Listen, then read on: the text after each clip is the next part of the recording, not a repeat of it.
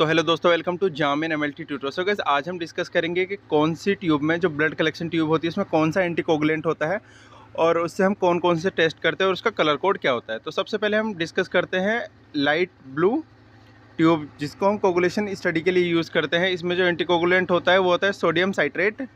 Sodium citrate इसमें anticoagulant होता है और इसका जो यूज़ होता है कोगुलेशन स्टडी के लिए होता है, जैसे पीटी, एपीटीटी और डी डायमे वगैरह, जो ये सब टेस्ट होते हैं। तो इससे जो हम कॉमन टेस्ट करते हैं वो प्रोथ्रोम्बिन टाइम करते हैं, पीटीआईएनआर, और एपीटीटी करते हैं। इसकी जो फुल फॉर्म होती है वो होती है एक्टिवेटेड पार्शियल थ्रोम्बोप्लास्टिन टाइम, और डी डायमे टेस्ट करते हैं और फिब्रिनोजन लेवल का टेस्ट करते हैं।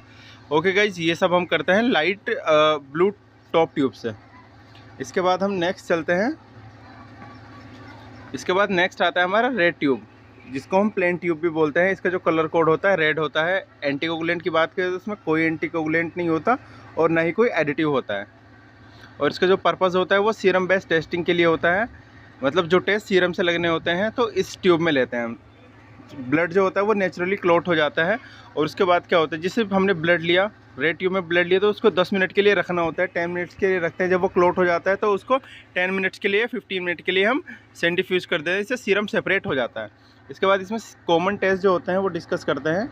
कॉमन टेस्ट में इसके आता है liver function test, kidney function test, LFT, KFT, lipid profile test, thyroid function test, vitamin D, B12 और इलेक्ट्रोलाइट्स में सोडियम, पोटेशियम, क्लोराइड लेवल, ये सब हम इन्हीं से लगाते हैं, रेड ट्यूब से। इसके बाद हम नेक्स्ट चलते हैं गोल्ड टॉप ट्यूब, जिसको हम एसएसटी ट्यूब भी कहते हैं और इसको सीरम सेपरेटिंग ट्यूब भी बोलते हैं। सीरम सेपरेटेड ट्यूब देख सकते हैं, ये रही आप।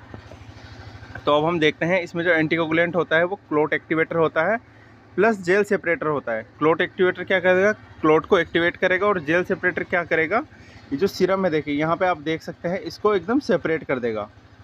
ओके गाइज, इसके बाद हम इसका मैकेनिज्म देखते हैं। Clot activator helps in faster clotting.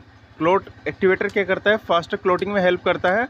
और जेल क्या होता है, एक बैरियर बना लेता है सीरम और सेल्स के बीच में। जो आरबीसीज होती है, देखो यहाँ पे देख सकते हैं आप, आरबीसी होती है और सीरम के बीच में एक बैरियर बना लेता है, जैसे मैंने आपको यहाँ पे दिखाया, देखो यहाँ पे देख सकते हैं। एंड इसके बाद हम इसका देखते हैं पर्पज़ क्या होता है। पर्पज़ होता है इसका सीरम बेस्ड टेस्टिंग। जो टेस्ट सीरम से होने वाले होते हैं वो हम इसमें कर सकते हैं। अब कॉमन टेस्ट देखते हैं, जैसे कि रेड ट्यूब से काफ़ी सिमिलर है। आयरन स्टडी कर सकते हैं, फेरिटिन, ट्रांसफेरिन, टीआईबीसी होता है total iron binding capacity, LFT, KFT, lipid profile, thyroid profile, LH होता है ल्यूटिजाइंग हार्मोन, एफएसएच होता है फॉलिकल स्टिमुलेटिंग हार्मोन, प्रोलैक्टिन होता है, टेस्टोस्टेरोन होता है, कोर्टिसोल होता है, एस्ट्रोजन होता है, एचआईवी, एचसीवी, एचबीएसएजी, सिफिलिस वगैरह, CRP, PSA, Widal test, typhoid, malaria, antigen या डेंगू सीरोलॉजी, ये सब टेस्ट हम एसएसटी से लगा सकते हैं। जो टेस्ट सीरम, मतलब सीरम बेस्ड होते हैं, वो सब हम इससे लगा सकते हैं। ओके गाइज, इसके बाद हम चलते हैं नेक्स्ट आता है ग्रीन टॉप ट्यूब, जिसको हम हिपेरिन ट्यूब भी बोलते हैं। यहाँ पे आप देख सकते हैं, ये मैंने ले रखा है।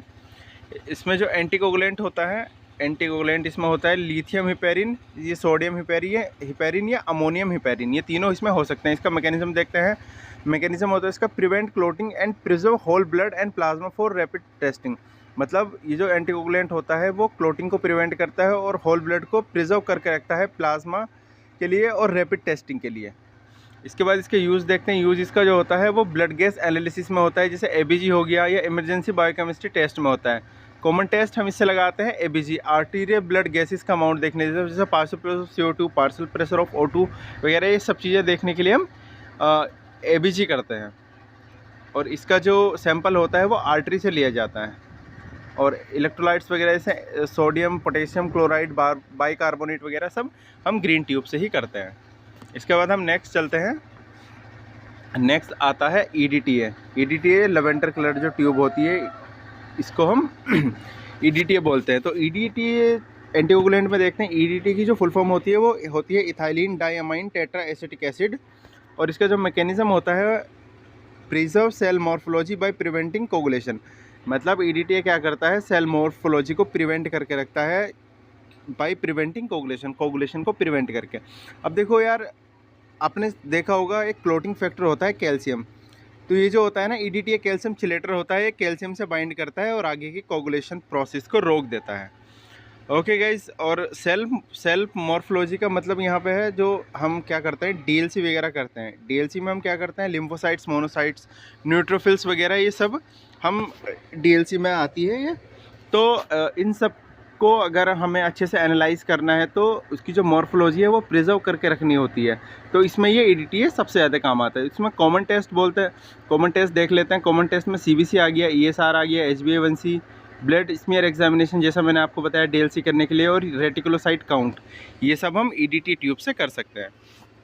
इसके बाद आता है grey top file.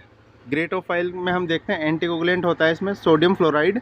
Sodium fluoride क्या करता है, इनहिबिट ग्लाइकोलिसिस, मतलब prevents breakdown of glucose. Glycolysis होता है ग्लूकोज का ब्रेकडाउन। सोडियम फ्लोराइड ट्यूब में क्या होता है, ग्रे ट्यूब में क्या होता है, सोडियम फ्लोराइड होता है जो कि ग्लाइकोलिसिस को इनहिबिट करता है, मतलब ग्लूकोज को टूटने नहीं देता। जब ग्लूकोज नहीं टूटेगा तो जो हम एनालाइज कर रहे हैं, जैसे ग्लूकोज मॉनिटरिंग कर रहे हैं हम, तो वो एकदम सही आता है क्योंकि ग्लाइकोलिसिस होता नहीं है। और इसका जो यूज़ होता है डायबिटीज़ टेस्टिंग वगैरह के लिए होता है। जो भी डायबिटीज़ टेस्टिंग है, जैसे हम 3 टेस्ट कर सकते हैं, 3 क्या और भी ज़्यादा कर सकते हैं, जैसे ग्लूकोज फास्टिंग हो गया, ग्लूकोज रैंडम, या ग्लूकोज PP पोस्ट प्रेंडियल होता है। तो ब्लड ग्लूकोज में देखते हैं फास्टिंग हो गया, पोस्ट प्रेंडियल हो गया और रैंडम हो गया यहाँ पे। And glucose tolerance test GTT होता है। इसमें पहले ग्लूकोज पिलाना होता है और उसके 75 ग्राम ग्लूकोज पिलाते हैं। फर्स्ट राउंड में पहला सैंपल लेते हैं, सेकंड राउंड में सेकंड सैंपल लेते हैं। तो इसमें टोटल 3 सैंपल लेने होते हैं, एक फास्टिंग में लेते हैं। इसके बाद आता है ग्लूकोज चैलेंज टेस्ट। ये सब टेस्ट हम इससे कर सकते हैं। तो गाइज़, आपको हमारी वीडियो कैसे लगी आप कमेंट करके बता सकते हैं। मिलता है नेक्स्ट वीडियो में, जब तक के लिए गुड बाय।